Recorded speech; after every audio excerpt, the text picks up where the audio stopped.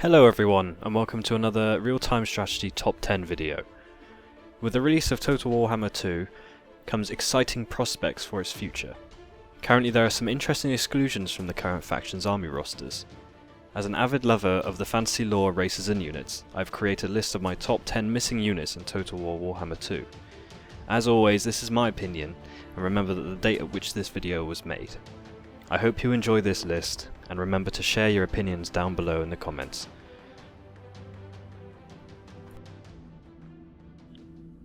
Number 10. Salamanders for the Lizardmen. Salamanders are giant, predatory reptiles that stalk the swamplands and estuaries of the Lustrian jungles. Propelled by 4 thickly muscled legs and a powerful tail, they are swift-moving creatures whether on land or in water.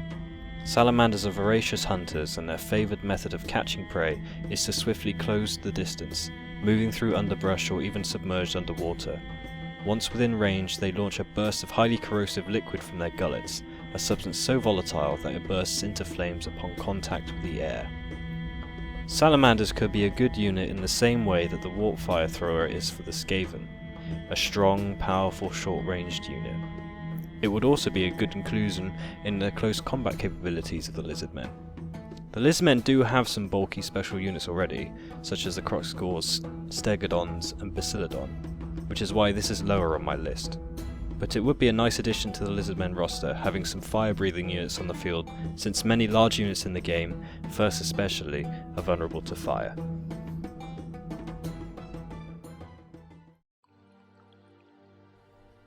Number 9. Giant Rats or Wolf Rats for the Skaven. The Giant Rat is a staple product of Clan Moulder's bioengineering, who long ago unlocked the secrets of growing, mutating and surgically augmenting typical rats into the ferocious predators that they are well known for today. At a distance, these creatures might be mistaken for large dogs, but on closer inspection their foul and unnatural disposition is all too clear. Like their smaller cousins, giant rats have hairless tails and feet, but unlike their natural brethren, giant rats exhibit rampant signs of severe mutation and the diabolical grafting so frequent in Clan Moulder made beasts. Giant rats, or their bigger cousins the wolf rats, would be a great fit in the current Skaven army roster. The Skaven currently lack cavalry, or fast-moving skirmish units akin to direwolves or chaos warhounds. Yes, they have the doom wheel, and faster than average infantry, but none of these quite fit the purpose of skirting behind enemy lines and picking at the rear flank of the enemy's missile units. Currently, as already mentioned, the only options a Skaven general has for getting at the juicy innards of a high elf archer line is either summoning up clan reps from below or investing in the late game doom wheel. Early on, the Skaven have a minor problem with having a counter to these archers, unless you're an extra sneaky or have managed to keep some gutter runners hidden from enemy view.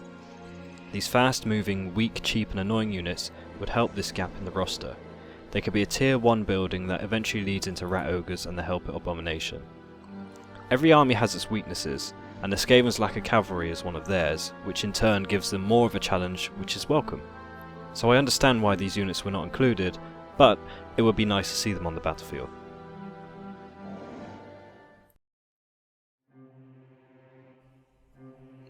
Number 8. The Lothern Skycutter for the High Elves. The Lothern Skycutters are sleek, airborne chariots that rest upon a cushion of magic and are drawn into battle by the swift feather rocks that nest along the glittering coast. When the swift hawk ships of Lothern slip from their moorings, they are accompanied to the open sea by these same Skycutters. These serve as the eyes and ears of Lothern's fleets, allowing them to plan engagements long before the enemy is even aware of their presence. Skycutters also serve as the outriders of Lothern's armies, for they can go where their ground king cannot. Should a Skycutter's crew encounter a foe, their goal is to clear the skies, ensuring that Lothern will dominate the heavens in the battle to come. The bows of the Sea Guard crew can harry lesser troops, but larger foes ignoring their arrows. Thus do the crew favour the compact eagle-eye bolt throwers whose steel shots can deal a ruinous blow to even the mightiest of beasts. These prized weapons are mounted upon the Skycutter's prow, allowing the Sea Guard crew to maintain a constant barrage of fire even as they dive into the fray. This is a different one, and one I am adding to my list just because I am interested in what potential an airborne chariot unit which could be upgraded to be a mobile airborne artillery piece, has in Total War Warhammer. The High Elves do have a chariot unit already, but this would bolster their air superiority even more. It would be a late game unit and could be upgraded from where the already available Lothern Skycutter are recruited from.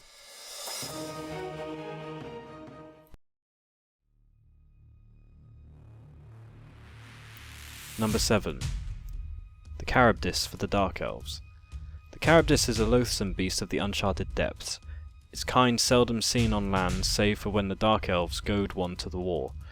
Untold numbers of these primeval horrors churn the murky deep off Naggaroth's western coastline, sating their hunger on any creature foolish enough to cross their path. Occasionally, a Caribdis can be sighted upon the broken isles of Naggaroth's western coast, tentacles writhing with a slime and sea spray as the beast hunts for tasty morsels.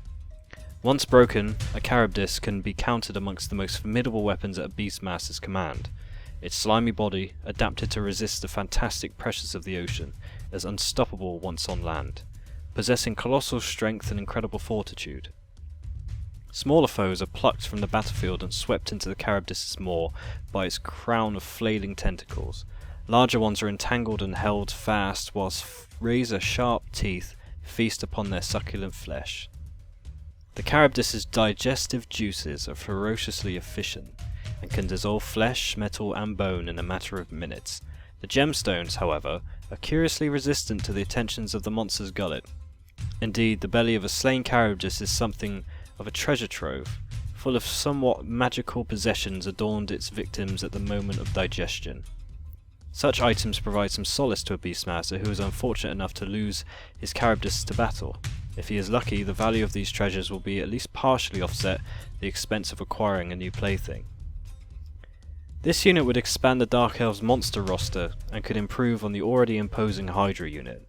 It could possibly only be built from settlements close to the sea with a port to fit in with its lore. It would swap the War Hydra's range capability with pure bulk and armour. It would be more of a melee specialist and would be very hard to take down.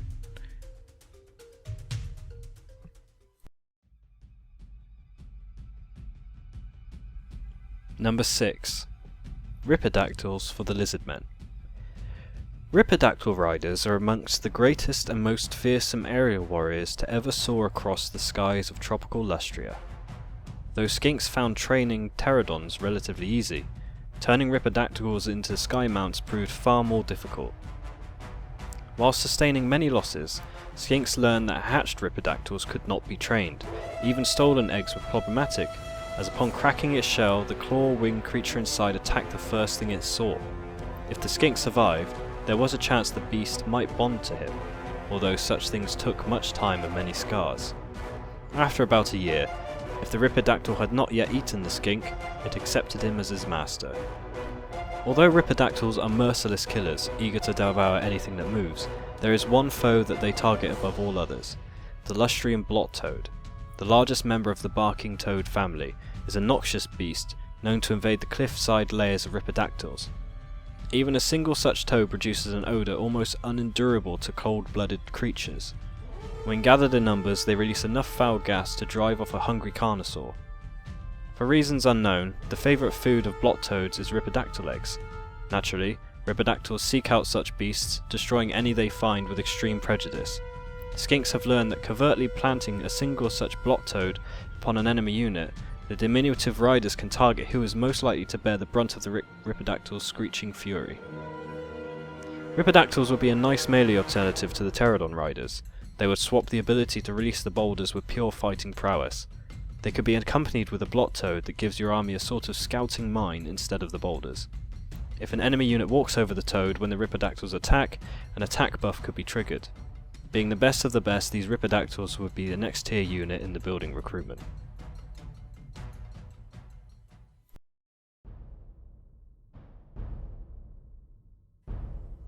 Number 5. Warplock Jezzails for the Skaven. Warplock Jezzails are specialised teams of marksmen that bear weaponry of the same name. The weapons that they are named after are long-barreled muskets that require a team of 2 Skaven to fire and reload.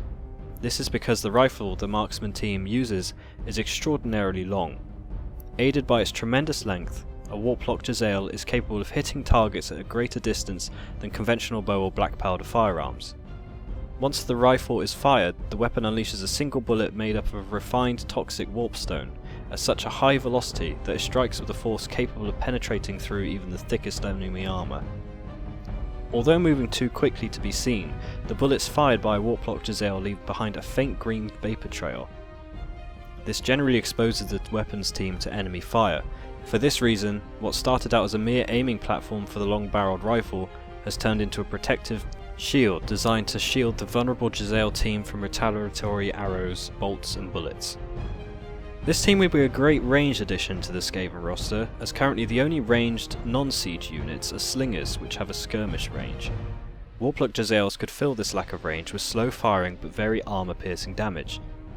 They would be in a team of 3, and would be awful in close combat, but deadly at long range. It would be very interesting to have a very mobile long-range unit, one which would force you to protect your generals or play in a different way, which I feel is always a good addition when a game forces you to adapt to a different situation.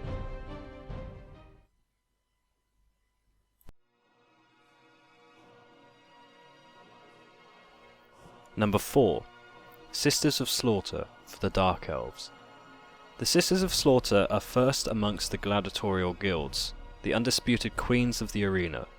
Once they numbered merely a dozen, the outcast daughters of a disgraced house who pledged their lives to Eldrazi, the Lord of Blades, so that he might look favourably upon their quest for revenge.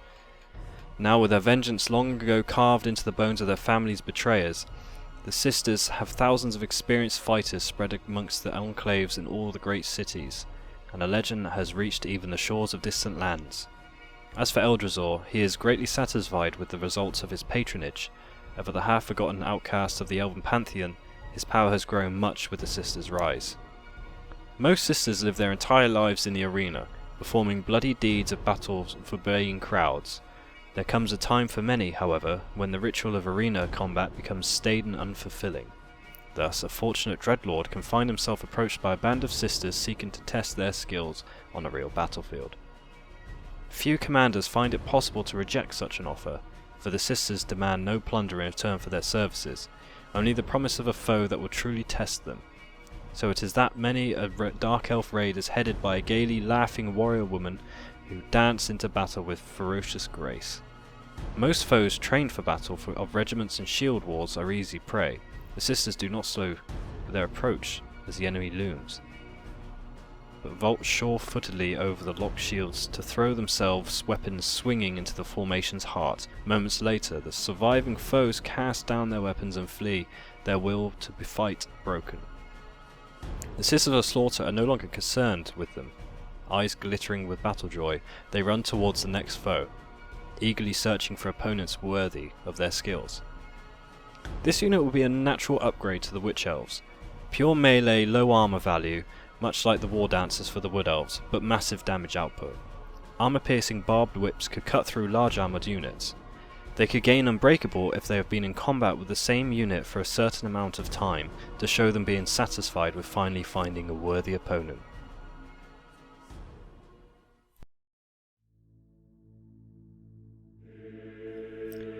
Number 3. Plague Furnace for the Skaven. The Plague Furnace is a disease-ridden altar dedicated to the Great Horned Rat and an unholy pulpit for a plague priest to preach the words of their faith. These mighty war machines are covered in runes and foul sigils dedicated to the vile Skaven deity. It is this noisome shrine of clan pestilence and ruination and corruption travels in its wake. The Plague Furnace is pushed into battle by a congregation of chanting plague monks, the creaking of its iron shod wheels audible above the drone of devotional maledictions. The decay and chassis of the Plague Furnace is riddled with woodworm, but it is vast and ornate swinging brazier that commands attention. A glowing hot censer of wrecking ball proportions swings back and forth, issuing overwhelming heat and a roiling cloud that even simple beasts instinctively recognize as poisonous and unnatural. The rhythmic swings of the infernal furnace produce an ominous sound as the pendulous censer brings through the air, leaving a trail of deadly fumes and lethal contagions. It stings the eyes and assails the senses to gaze at the shimmering heat of the swaying globe. As the greenish vapours drift over the plague monks, it wets their tattered robes. This befouled fog begins to make the pox-ridden brethren twitch, their eyes bulging out in unholy fervour for battle and bloodletting. As the plague furnace is brought against the enemy, the plague monks strain more feverishly at the ropes, increasing the momentum with the blazing orb. As the frothing brotherhood crash the plague furnace into the enemy battle line, the rusty chains holding the great wallstone incinerator is let slip, so the vast centre plummets into the middle of the enemy unit. This unholy payload continues to spew the deadly green-tinged warpstone fumes while it is hoisted back into place. This one I'm a bit surprised wasn't in the original roster. I believe that Clan Pestilence would be a faction DLC similar to the Clan Angren and Crooked Moon DLC of the first game. But with Skrulk's inclusion as one of the starting legendary lords, and seeing Plague Monks and Plague Censer Bearers as a unit already in the game, I was confused that their late tier unit was an addition in the game also. The Plague Furnace is very similar to the Doom Bell, except the Plague Furnace has a giant swinging ball of poison, disease and gas that can be released and come crashing down into enemy units. Think of it as the melee version of the Doom Bell. This unit would deal out a lot of damage, but also buff any Plague Monk units around it. Of course, because of the noxious smells coming from this monstrous machine, it would also damage any Skaven that is not in the same vein as Plague Monks and Censer Bearers. It would, however, damage enemy units surrounding it, or perhaps give them a massive debuff. It could even be a mount for Skrulk, or Plague Priest, much like the Doom Bell for Greyseers and Bonebreakers for Skaven Generals. To not make it overpowered, however, you would need to treat it like a siege engine or a battering ram. It would need a unit of Plague Monks constantly attached to it to move. This missing unit would just complete the Clan Pestilence roster perfectly, and bring about Clan Pestilence's destiny of destroying the Lizardmen and Lustria combined.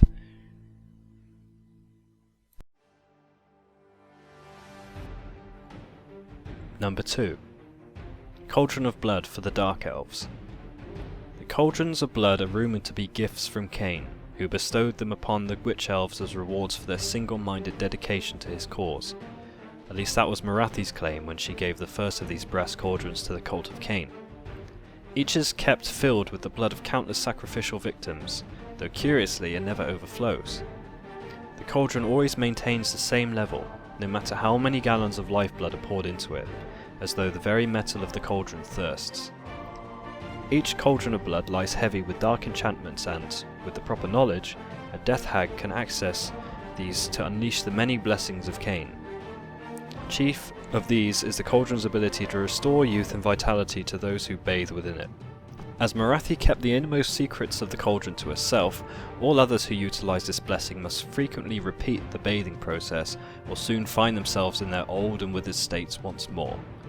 In this way, the Hag Sorceress ensures the Witch Elves' loyalty with the irresistible lure of eternal beauty.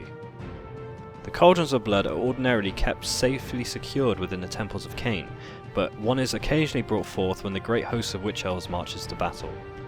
Drawn to the cauldron by the prospect of slaughter, the Lord of Murder's baleful spirit goads nearby Dark Elves to a feverish war lust that will be spent only when there is no longer any blood to spill.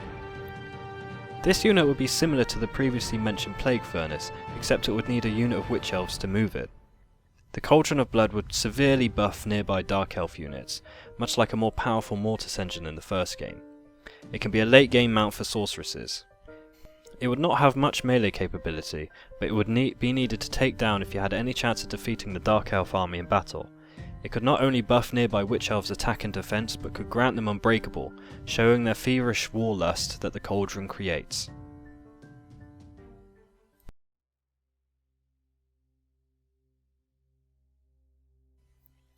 Number 1. Stormfiends for the Skaven. The Stormfiend is the ultimate and brutal combination of Clan Moulder's bioengineering and Clan Sky's sadistic techno-magi. Hulking behemoths clad in bulletproof metal armour and equipped with massive Gatling cannons or swirling armoured gauntlets. These monstrosities are amongst the greatest and most unstoppable monsters the Under Empire has to offer. At number 1 is one of my favourite units for the Skaven on the tabletop, the Stormfiends. These rat ogres on steroids, created by a combined effort of Ikit Claw and Throt the Unclean, would be a great continuation and upgrade to the existing rat ogre unit.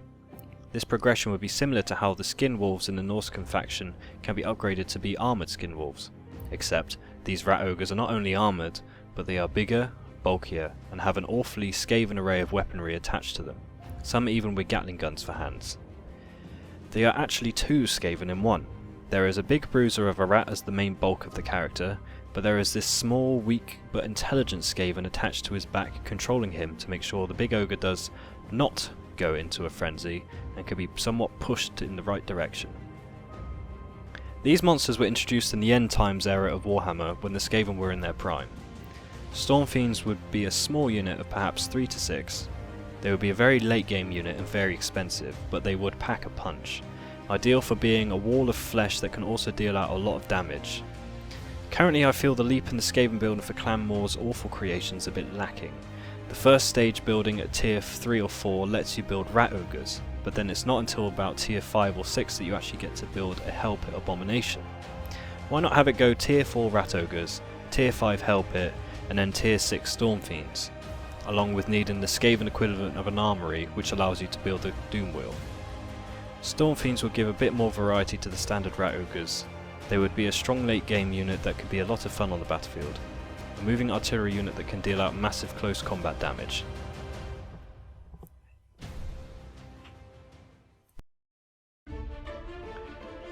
Thank you for watching my list. I hope you enjoyed the video, and please remember to share your thoughts in the comments or like the video if you enjoyed.